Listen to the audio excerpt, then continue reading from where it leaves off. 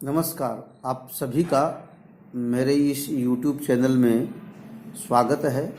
आज हम बीए पाठ द्वितीय के विद्यार्थियों हेतु द्वितीय प्रश्न पत्र जैन जीवन विज्ञान एवं स्वास्थ्य के विषय में यहाँ हम चर्चा करेंगे। देखिए, जीवन विज्ञान शिक्षा और वर्तमान शिक्षा क्या है। पहले तो हम ये समझें कि शिक्षा क्या है। शिक्षा एक परिमार्जन की प्रक्रिया है। जीवन की समग्रता इसी एजुकेशन या शिक्षा से जुड़ा हुआ है। मूल्यों के विकास का आधार भी शिक्षा है।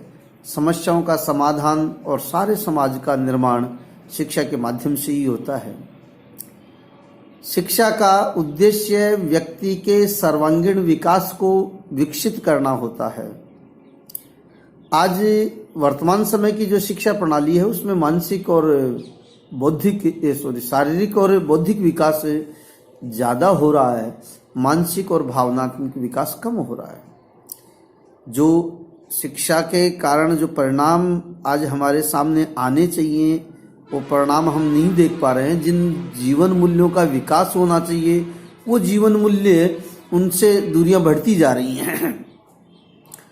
आज जो शिक्षा जगत है वो जीविकोपार्जन के लिए अनेक विद्याओं की जो शाखाएं हैं उनमें विभक्त है।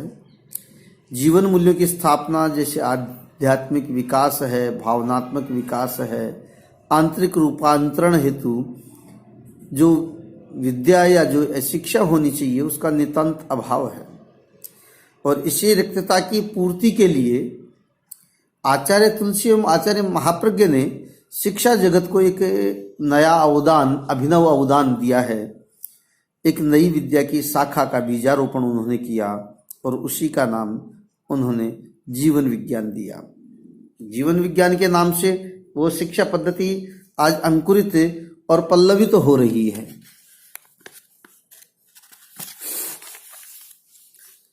जीवन विज्ञान एक संतुलित और परिपूर्ण विद्या की शाखा है। संतुलित हम इसको इसलिए कह सकते हैं कि इसमें बौद्धिक विकास के साथ साथ मानसिक और भावनात्मक विकास में संतुलन स्थापित किया गया है। इसमें सैद्धांतिक ही नहीं अपितु प्रायोगिक अभ्यास भी अनिवार्य रूप से करवाया जाता है। यहाँ ग्रहण के साथ आसेवन करना भी पड़ता है। आसेवन के बिना शिक्षा परिपूर्ण नहीं होती, अधूरी रहती है। आचरण और अभ्यास, इस पर इस जीवन विज्ञान की शिक्षा पद्धति में इन पर बल दिया गया है।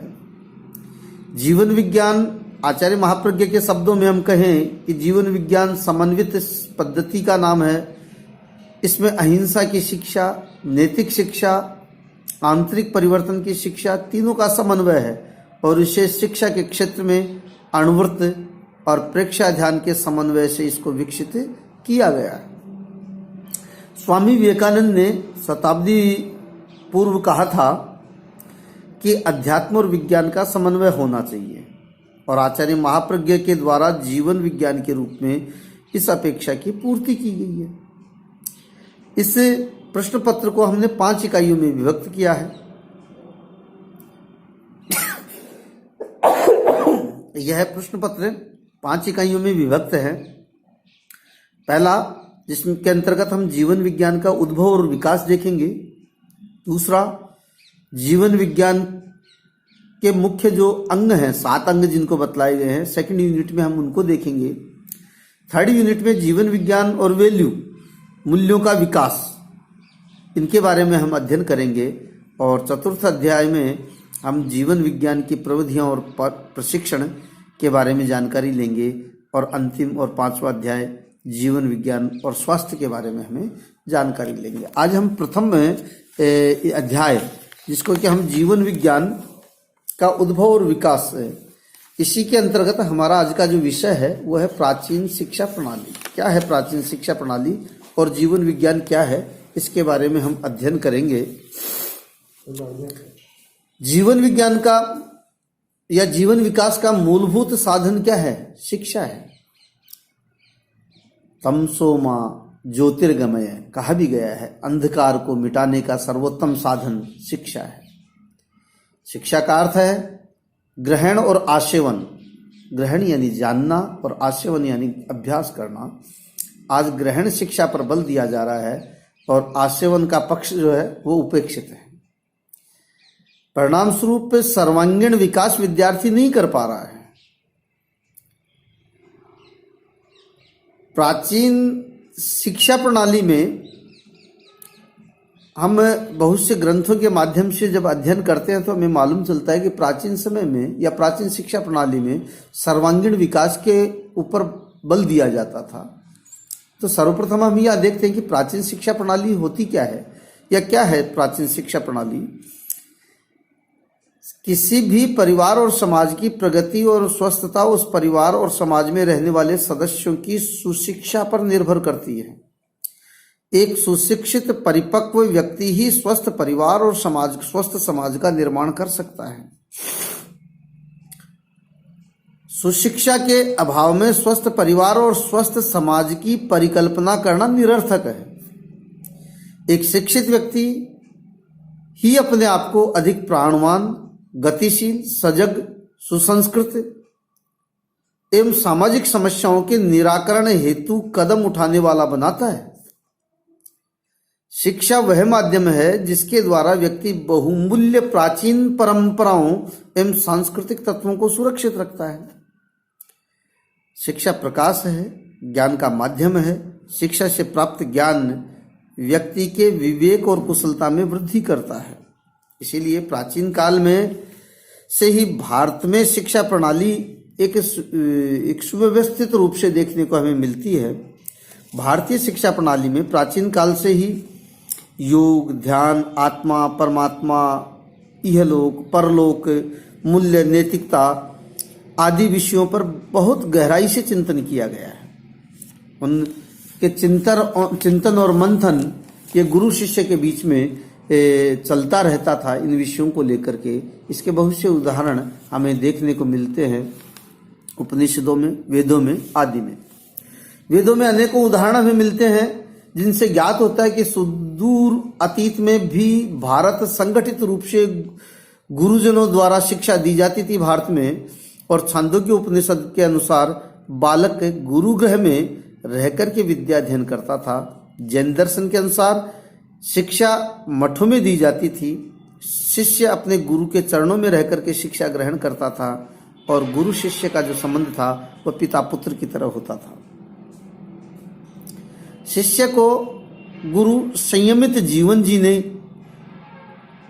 उसका आदर्श आचरण कैसे बने, इसके लिए गुरु हमेशा से प्रयत्नरत रहता था और अपने अध्ययन और अध्यापन के माध्यम से आदर्श जीवन गुरु भी शिष्यों के सामने प्रस्तुत करता था। प्राचीन साहित्य में गुरु शिष्य के बीच में मधुर संबंध स्थापित करने की दृष्टि से अनेक उपाय बतलाए गए हैं।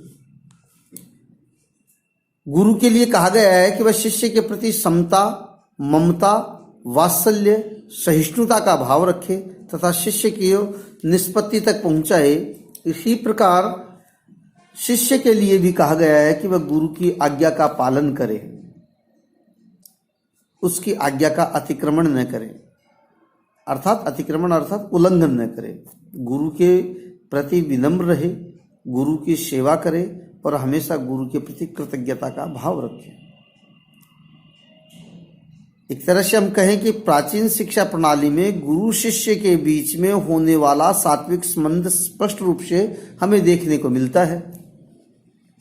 उत्तराध्ययन है जैन परंपरा का एक प्रमुख ग्रंथ है उत्तराध्ययन। उसमें शिक्षार्थियों की आचार संहिता, उनके नियम वो बतलाए गए हैं कि विद्यार्थी कैसा रहे हो। उसकी 8 विशेषताएं भी बताई गई हैं। हास्य नहीं करना, इंद्रिय और मन का दमन करना, मर्म का प्रकाशन न करना, चरित्रवान होना, दुश्शील न होना, रसों से गृद्ध न होना। आबद्ध, गृद्ध का अर्थ है उससे आकंठ न होना। रस जैसे मीठा और गरिष्ठ जो भोजन है उनके रसों की बात है। क्रोध न करना, सत्य में रत रहना। इसके अलावा हम प्राचीन प्रणाली में विद्यार्थियों का अध्ययन काल, शिक्षा सत्र उनका कब होगा, उनका अध्ययन का समय क्या होगा, किस उम्र में उनको अध्ययन इसमें गुरुकुल में आना होगा, शिक्षण का समय, उनकी वेशभूषा, उनका खान पान, उनकी दिनचर्या, अध्यापकों का छात्रों के प्रति कर्तव्य क्या है और छात्रों का अध्यापक के प्रति कर्तव्य क्या है, ये सब सुनिश्चित होते थे। प्राचीन भारत में केवल पुस्तकीय ही ज्ञान नहीं होता था, बल्कि पुस्तकीय ज्ञान को ही शिक्षा का पर्यायवाची नहीं माना जाता था, अपितु उनकी अंतर्दृष्टि को जागरण करने का प्रयास भी किया जाता था। उनको क्या करना चाहिए, क्या नहीं करना चाहिए, इसका बोध उनको होता था। शिक्षा में इस चीज को अनिवार्य रूप से माना जाता था कि करनीय और अकरणीय का विवेक विद्यार्थी में पैदा हो। शिक्षा केवल उदर प्राप्ति का साधन नहीं होता था, बल्कि अंतर ज्योति को विकसित करने का माध्यम भी शिक्षा बनता था। शिक्षा के उद्देश्य क्या थे प्राचीन समय में? पहला उद्देश्य चरित्र का निर्माण। चरित्र का निर्माण शिक्षा में कहा गया है कि केवल गायत्री मंत्र का ज्ञान रखने वाला चरित्रवान ब्राह्मण संपूर्ण वेदों का ज्ञाता पर चरित्रहीन विद्वान से कहीं अधिक श्रेष्ठ है।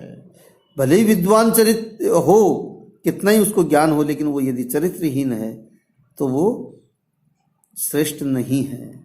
यानी कहने का तात्पर्य यही है कि यहाँ चारित्र पर बल दिया है, चारित्र की शुद्धता पर बल दिया गया है। सर्वांगीण विकास है।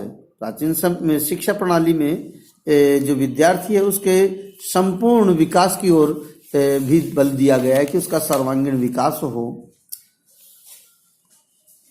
छात्रों में आत्मसम्मान की भावना का विकास हो, आत्मविश्वास को प्रोत्साहन, आत्मसंयम, न्याय, विवेक को जन्म देने वाली विधियों का पर महत्व दिया गया है और उनको नागरिक तथा सामाजिक कर्तव्यों के पालन के बारे में बताया जाता है कि मेरे समाज के प्रति क्या कर्तव्य हैं और नागरिक होने के कारण मेरे और क्या क्या कर्तव्य होते हैं।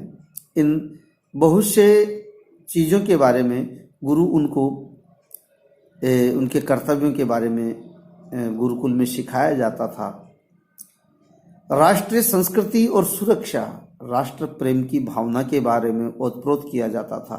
अपने संस्कृति की कुशलता के बारे में उनको बताया जाता था कि दीन दुखियों की कैसे सेवा की जाए, गुरु शिष्य के बीच में कैसा मधुर संबंध हो, पिता पुत्र, अपने समाज परिवार के प्रति उनके क्या क्या कर्तव्य हैं, इनके बारे में बतलाया जाता था। इन कार्यों से व्यक्तिगत लाभ के साथ साथ, शिक्षा के माध्यम से व्यक्तिगत लाभ के साथ साथ राष्ट्रीय संस्कृति की सुरक्षा एवं प्रसार भी होता था। शिक्षा के माध्यम से प्रत्येक नागरिक में अपनी संस्कृति के प्रति प्रेम और सुरक्षा के भाव भरे जाते थे। सामाजिक कुशलता की उन्नति की जाती थी। छात्रों में सामाजिक कुशलता की उन्नति करते थे, या ये कहे डॉक्टर R.K. मुखर्जी के शब्दों में यदि कहा जाए कि शिक्षा पूर्णतया सैद्धांतिक और साहित्यिक नहीं थी, वरन किसी न किसी शिल्प से संबंध रखती थी। चित्त वृत्तियों का निरोध, की वृत्तियों को अनियंत्रित नहीं रखा जाता था, बल्कि उनके निरोध के बारे में बताया जाता था। पातंजलि योग दर्शन में योगश चित्तवृत्ति निरोध है कहा गया है कि चित्तवृत्तियों के निरोध को योग कहा जाता है। वैसे ही आत्मिक उत्थान, जप, तप और योग पर विशेष बल प्राचीन समय में शिक्षा प्रणाली में दिया जाता था और विद्यार्थियों को चित्तवृत्तियों के निरोध के बारे में अभ्यास करवाया जाता था, योग के बारे में अभ्यास करवाया जाता था। शिक्षा में धार्मिकता का समावेश था। शिक्षा को धर्म के साथ, क्योंकि मोक्ष, शिक्षा को भी मोक्ष प्राप्ति का एक साधन माना जाता था कि धार्मिक संस्कारों के भरे बिना स्वस्थ परिवार और समाज और राष्ट्र की कल्पना नहीं की जा सकती। धर्म ही मुक्ति का मार्ग था और धर्म, अर्थ, काम, मोक्ष, इन पुरुषार्थों की शिक्षा के बारे में प्राचीन समय में काफी कुछ समझाया जाता था विद्यार्थियों को। अतः हम कह सकते हैं कि लौकिक और पारलौकिक दोनों ही प्रकार की शिक्षा के कारण दोनों का कल्याण के लिए धार्मिक संस्कारों से ओतप्रोत होना भी आवश्यक था और इसी आवश्यकता को ध्यान में रखते हुए शिक्षा में धार्मिकता का भी समावेश होता था। ग्रहण और आचरण कि पहले शिक्षा के उद्देश्यों को ग्रहण करना और फिर आचरण यानी आचरण करना। महावीर ने कहा है कि पढ़मम नाणम तहोदया, पहले ज्ञान करो फिर आचरण। प्राचीन शिक्षा में इस सूक्त को ध्यान में रखते थे। छात्रों में ज्ञान के साथ साथ ऐसा प्रशिक्षण दिया जाता था कि जिससे कि वे दत्त ज्ञान को अपने भीतर आचरण में ला सके। ऐसे ही हमें बहुत से उदाहरण देखने को मिलते हैं कि राम, लक्ष्मण, हनुमान, युधिष्ठिर इनके बहुत से उदाहरण हैं। सभी ने ज्ञान को न केवल ग्रहण किया अपितु अपने आचरण में भी उसको उतारा, अपने चरित्र में उनको उतारा। अतः कहा जा सकता है कि प्राचीन शिक्षा का एक महत्वपूर्ण उद्देश्य था कि छात्रों को विद्या ग्रहण करने के साथ साथ अपने आचार व्यवहार में लाने के लिए प्रशिक्षण देना। इस प्रकार गुरु शिष्य मिलकर के एक योग्य नागरिक निर्माण करते, गुरु एक योग्य नागरिक निर्माण करने का कार्य करता था, एक सामाजिक व्यक्ति बनाता था, एक अच्छा पारिवारिक व्यक्ति का निर्माण होता था, एक अच्छी आजीविका, सम्यक आजीविका को प्राप्त करने का साधन उस विद्यार्थी को बतलाया जाता था। अनेकों शिल्पों का, अनेक प्रकार की औषधियों का, इनका ज्ञान वो गुरु के समीप रह करके ही ग्रहण करता था। या हम ये कह सकते हैं कि प्राचीन समय में विद्यार्थी के सर्वांगीण व्यक्तित्व के विकास के ऊपर बल दिया जाता था। अब इसे प्राचीन शिक्षा के बाद हम जीवन विज्ञान की शिक्षा क्या है और उसके अंतर्गत क्या विषय वस्तु है, ये हमारे अगले वीडियो में हम देंगे, आप लोगों से चर्चा करेंगे। ये वीडियो कैसा लगा आप इसको लाइक और सब्सक्राइब भी करें। अब आपके पास निकट भविष्य में अन्य विषयों को लेकर के भी और वीडियो आएंगे। ये वीडियो कैसा लगा ये आप मुझे कमेंट बॉक्स में लिखें। नमस्कार।